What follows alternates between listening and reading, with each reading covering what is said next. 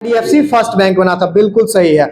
चलिए आगे आपको बताना, हाल ही में इंटरनेशनल पब्लिक सेक्टर बैंकिंग के तहत गवर्नर ऑफ द ईयर का प्राइज किसे दिया गया था?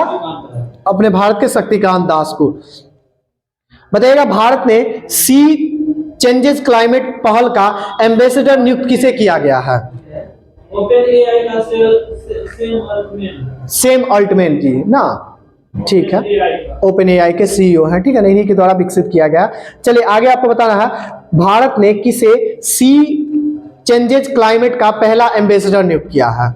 ये श्रेया घोड़ावत है। क्या नाम है? श्रेया घोड़ावत है, ठीक है ना, घोड़ावत है, श्रेया घोड़ावत है। और ये सी चेंजेस क्लाइमेट के पहले एम्बेसडर नियुक्त किए गए हैं, ठीक है ना, भारत के द्वारा। आगे बताना, किस कंपनी ने हाल ही में आरबीआई की ओर से इंफ्रास्ट्रक्चर फाइनेंशियल कंपनी का दर्जा मिला है?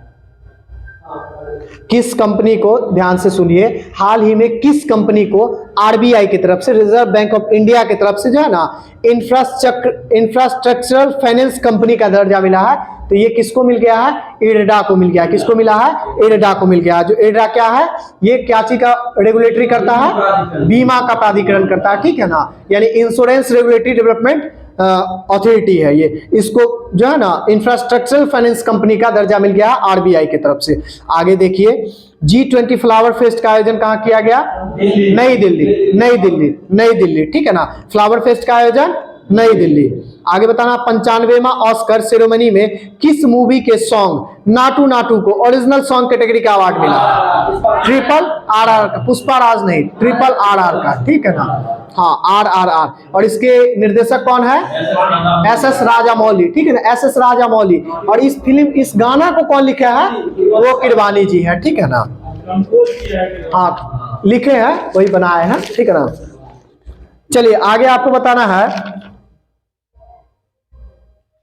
भारत ने किस देश के साथ अनुसंधान प्रौद्योगिकी और नवाचार सहयोग पर समझौते पर एक ज्ञापन समझौता किया है? तो अनुसंधान और प्रौद्योगिकी नवाचार पर जो है ना, सहयोग किस देश के साथ समझौता MOU पर साइन किया है? तो मैक्सिको के साथ। किसके साथ? मैक्सिको के साथ समझौता किया है, ठीक है ना।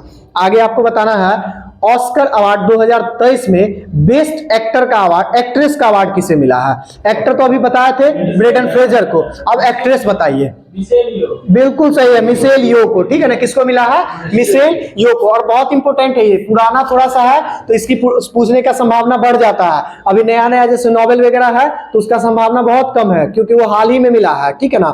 ये थोड़ा सा पुराना है तो इसकी संभावना ज्यादा है। जो ऑस्कर को थोड़ा सा आप लोग बहुत अच्छे से देख करके जाइएगा। तो एक्ट्रेस का अवार्ड किसको मिला है? मिशेल यो को। और एक्टर का अवार्ड किसे मिला था? ब्रेंडन फ्रेजर को। चलिए आगे एक बार ऑस्कर अभी लास्ट में सिलसिले तरीके से पूरा देख लेंगे। आगे आपको बताना है, अमेरिका की कौन सी बैंक ने खुद को दिवालिया घोषित कर दिया है? सिलिकॉन वैली, ठीक है ना, कौन सा? Silicon valley. और इसको खरीदा कौन? फर्स्ट सिटीजन्स बैंक के द्वारा इसको खरीदा गया, ठीक है ना। आगे आपको बताना, पीएम मोदी ने किस राज्य में विश्व का सबसे लंबे railway platform Hubli railway platform का उद्घाटन किया है? कर्नाटक में। हुबली सभी लोग जानते हैं कर्नाटक में। और इसका लंबाई कितना रखा गया है? 1507 मीटर। कितना? 1507 मीटर, 1507 मीटर। आगे बताना है, संतोष ट्रॉफी के 76वें संस्करण का खिताब किसने जीता है? कर्नाटक के द्वारा जीता गया, बिल्कुल सही है। संतोष ट्रॉफी के 76वें संस्करण का इस बार का 2023 का जो खिताब जीता गया वो कौन जीता है? तो कर्नाटक के द्वारा। आगे आपको बताना है, शेष भारत ने किसे हराकर प्रतिष्ठित ईरानी कप अपने नाम कर लिया है? शेष भारत जो है एक टीम है, ठीक है ना, वो किसको हरा करके जो है ना, सो ईरानी ट्रॉफी अपने नाम कर लिया है? तो ये मध्य प्रदेश को हराया। किसको हराया? मध्य प्रदेश को, यानी कि उपविजेता कौन रहा? मध्य प्रदेश। और शेष भारत को इस बार ईरानी ट्रॉफी मिला है, याद रखेंगे इसको। और संतोष ट्रॉफी किसको मिला है? कर्नाटक को। आगे बताना, नौसेना कमांडरों के सम्मेलन 2023 में के पहले संस्करण का आयोजन कहां किया गया? हाँ, किस विमान वाहक पोत ने किया था, ठीक है ना। नौसेना कमांडरों के सम्मेलन 2023 के पहले संस्करण का आयोजन किस विमान वाहक पोत पर किया गया है? तो ये INS विक्रांत, ठीक है ना। किस पे किया गया? INS विक्रांत पे किया गया। आगे आपको बताना है, हाल ही में भारत के 81वें ग्रैंड मास्टर कौन बने थे? बिल्कुल सही है, सयातन दास जी बने थे, ठीक है ना, सयातन दास जी बने थे। ये 81वें थे। और आर बोपल्ला जो बने थे वो 82 में थे, ठीक है ना। और 83 में कौन है?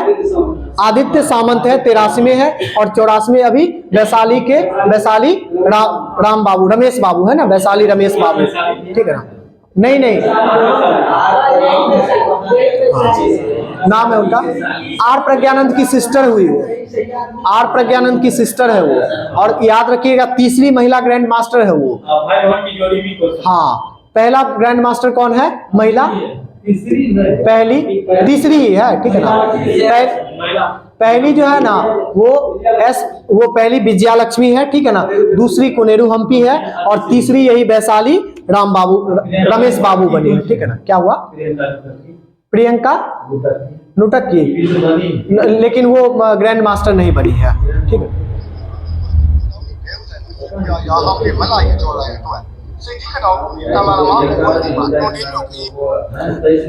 क्लास में भी, अब क्लास में 5 मिनट बात करते हैं, 5 मिनट बात करते हैं क्लास से निकल के। आगे आपको बताना है विश्व वन्यजीव दिवस 2023 का थीम क्या रखा गया था।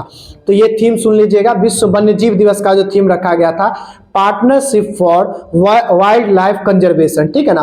Partnership for wild life conservation इस बार का विश्व वन्यजीव का थीम रखा गया था, ठीक है ना। विश्व वन्यजीव दिवस का थीम रखा गया था partnership for wild life conservation. चलिए आगे आपको बताना है किस खिलाड़ी ने IFFI राष्ट्रीय थ्रो प्रतियोगिता में मेंस शॉट पुट इवेंट में गोल्ड मेडल जीता है। तो ये कौन है? तो तेजिंदर पाल सिंह तूर जी हैं, ठीक है ना। तेजिंदर पाल सिंह तूर जी हैं और ये एशियन में भी जाकर के ले आए हैं गोल्ड, ठीक है ना, शॉट पुट में। आगे आपको बताना है एक्साइज जो है ना, दस्तलीक 2023 का आयोजन भारत और किस देश के बीच किया था? भारत और उज्बेकिस्तान। दस्तलीक भारत और उज्बेकिस्तान, ठीक है ना, सैन्य अभ्यास है। आगे बताना है Vipin the man behind the uniform पुस्तक के लेखक कौन है? हाँ, इनका नाम याद रह जाएगा। किनके बारे में बात कर रहा है? बिपिन रावत के बारे में बात कर रहा है, ठीक है ना। और ये रचना बिस्वत रावत है, ठीक है ना। क्या नाम है? रचना बिस्वत रावत जी ही है, ठीक है ना। बिपिन रावत के बारे में पुस्तक लिखा है, क्या लिखा है? Bipin the man under uniform, ठीक है ना, behind the uniform, the man behind the uniform, ठीक है ना। रचना बिस्वत रावत जी के द्वारा लिखा गया।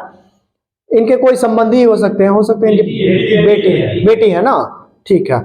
चलिए आगे आपको बताना है एशियाई शतरंज महासंघ ने किसे प्लेयर ऑफ द ईयर से सम्मानित किया है? तो ये डी गुकेश जी को किया है, ठीक है ना। कौन किया है? तो एशियाई शतरंज महासंघ के द्वारा प्लेयर ऑफ द ईयर के पुरस्कार से किसे चुना गया है?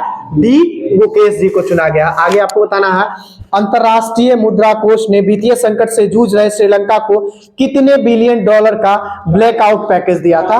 3 बिलियन का, ठीक है ना, 3 बिलियन डॉलर का, 3 बिलियन डॉलर का, 3 बिलियन डॉलर का ब्लैकआउट पैकेज दिया था। कौन दिया था? अंतरराष्ट्रीय मुद्रा कोष, IMF, ठीक है ना।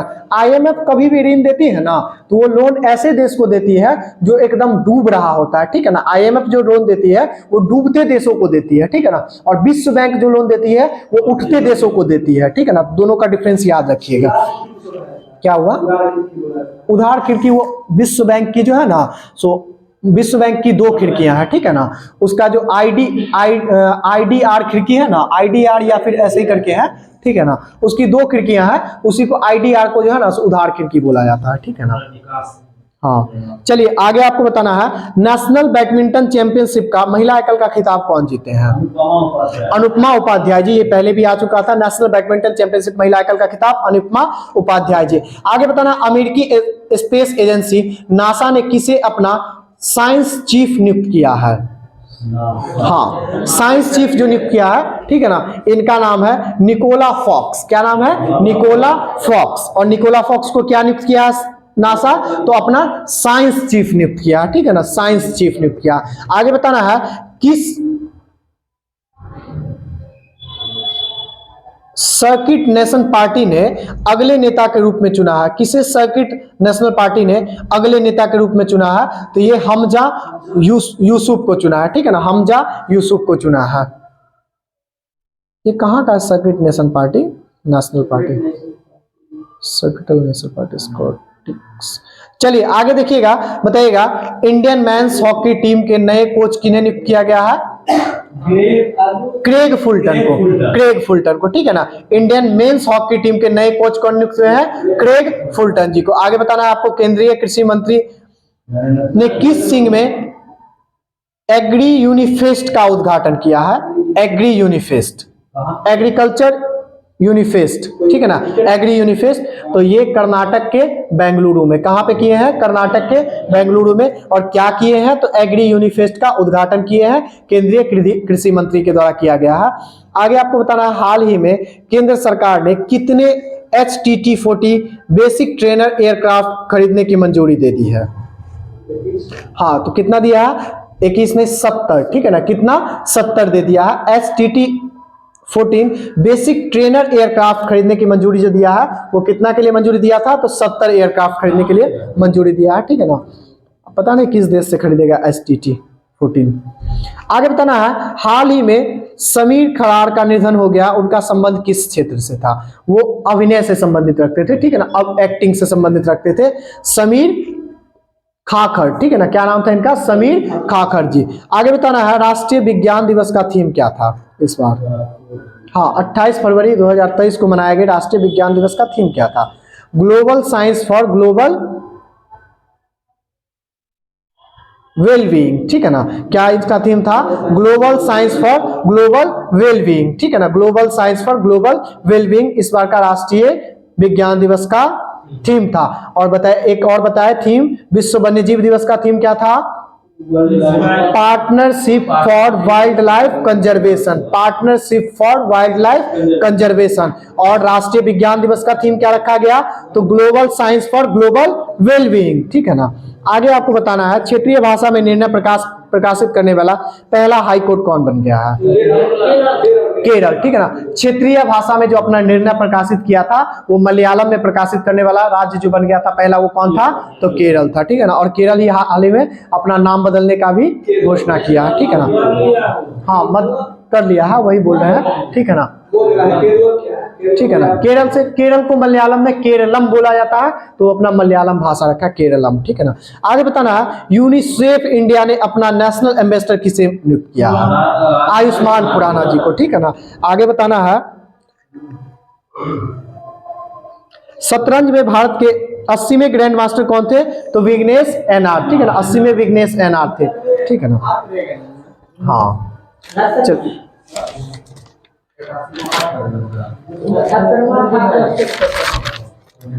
ठीक है।